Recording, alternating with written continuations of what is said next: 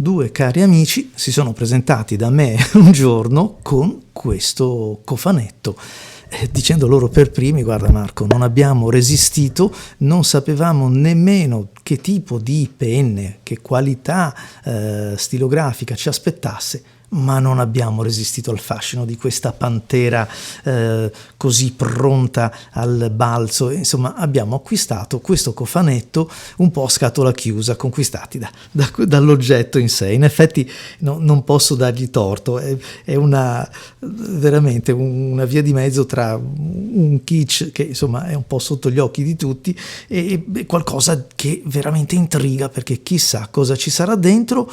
E non è nient'altro che il cofanetto della penna della Camera dei Deputati.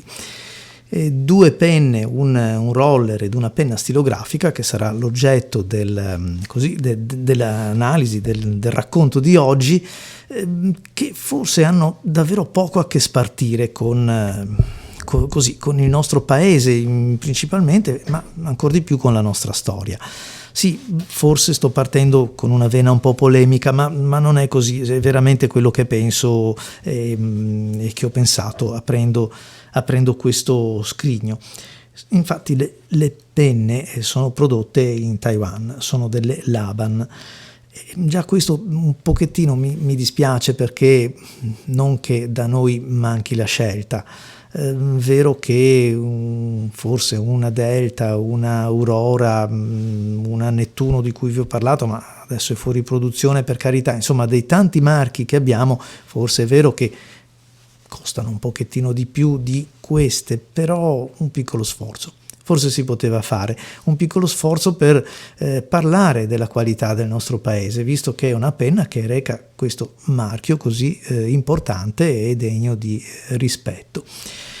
Venendo alle penne, sono penne che, anzi venendo alla penna, perché l'altra vi assicuro che non l'ho neanche provata, perché non mi desta interesse. È una penna della quale non si può parlare male, nel senso che è fatta anche abbastanza bene, sebbene, lo ripeto, non abbia nulla a che vedere né col nostro stile italiano né con la nostra storia. La trovo anche un po' raffazzonata, cioè come se ci fossero diversi stili che convivono nella stessa penna stilografica, un cappuccio che viene troncato nella parte sommitale in un certo modo, però non fa proprio il pandan col codale, addirittura una colorazione diversa dovuta evidentemente all'innesto della clip, ma con un materiale differente da quello che invece riveste il cappuccio. Due anellini e poi una svasatura che andrebbe a innestarsi su un corpo che ricorda un 1000 righe d'argento. Svitando la sezione c'è una filettatura. Insomma, mi fermo qua, perché non vorrei che pensaste che veramente ce l'ho con questa penna. Di fatto non è quella che sceglierei e non è quella che avrei scelto come strenna o come elemento rappresentativo. Venendo alla prova della scrittura, c'è poco da fare. La penna scrive anche bene, bisogna fare i conti col fatto che è sbilanciata, perché il fusto in metallo pesa parecchio, la sezione dell'impugnatura però è sottile e quindi bene. Insomma, forse anche troppo sottile. Non sono uno che apprezza le sezioni generose e anzi predilige quelle più sottili perché si controlla meglio la scrittura, ma insomma qui forse anche troppo ovviamente in relazione al peso e alla lunghezza della penna stilografica.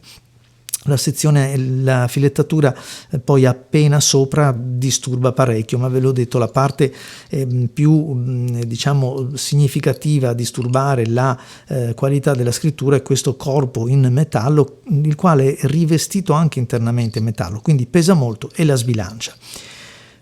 Le cose vanno peggio quando vado a calzare il cappuccio, perché allora diventa una penna, a mio avviso, proprio ingestibile, nel senso che non si riesce a scrivere correttamente, bisogna adottare delle contromisure per contrastare la forza che ci porta via.